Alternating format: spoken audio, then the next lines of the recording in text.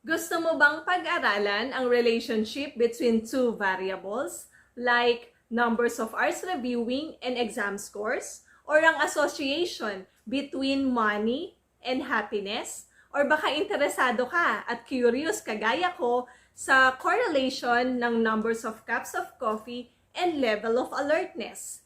Ka-scholars, ka-researchers, tara na! Let's talk about correlational research.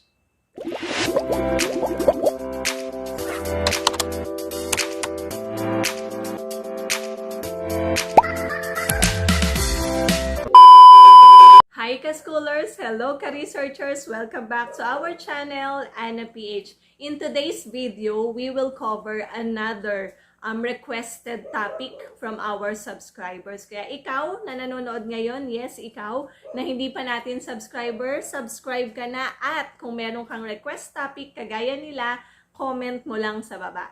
Okay?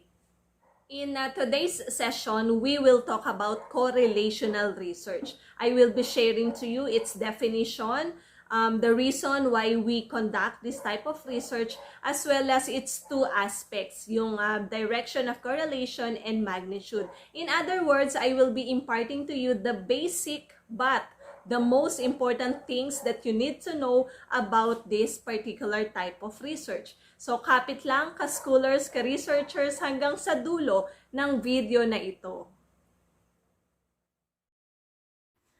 Correlational research is a non-experimental research method which studies the relationship between two variables. It studies quantitative data and identifies whether patterns, trends, or insights exist. Correlational research precisely is establishing a relationship between two variables. In addition, the correlational study is looking for variables that seem to interact with each other. So when you see one variable changing, you have a fair idea of how the other variable will also change.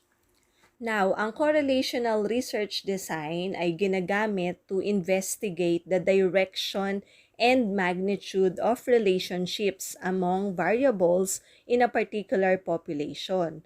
Also, it is designed to study the changes in one characteristic or phenomenon which correspond to the changes in another or with one another. Ayan, so na-cover na natin yung definition as well as yung mga reasons of using the correlational research design. Now, let me repeat for emphasis. If you are interested to measure the relationship between two variables, particularly if you want to determine how one variable predicts the absence or presence of another variable, then ito nga ang correlational research design, yun dapat mong gamitin. Okay? Ngayon, punta tayo sa dalawang aspects of correlation. Una, yung direction, and then the second one is the magnitude. Kapag pinag-uusapan ang direction, dyan pumapasok kung positive correlation, negative correlation, or zero correlation. Punta tayo kay positive correlation. A positive correlation indicates that there is a positive relationship between the two variables. So dito, as one variable increases, the other variable also increases. Bigay tayo ng example. So halimbawa, as the amount of money increases, the level of happiness also increases. Ang negative correlation naman shows reciprocal relationship.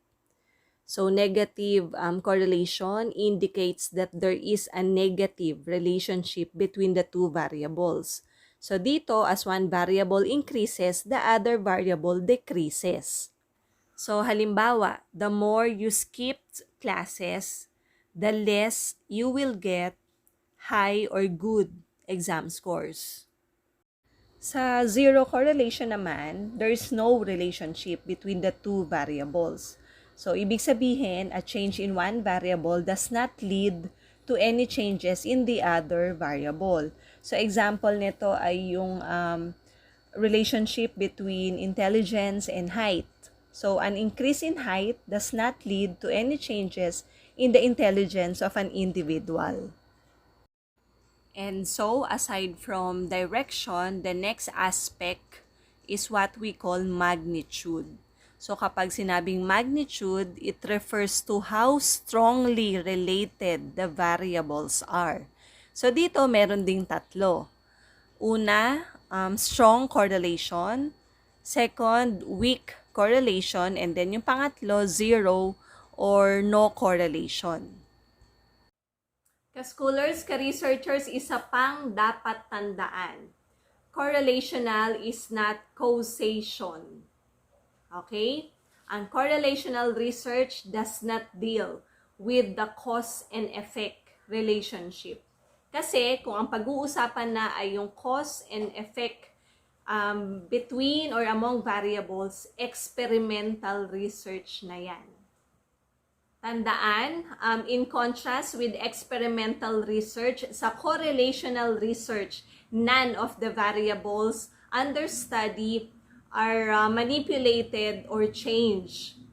Isa pa, sa correlational research, variables are just measured.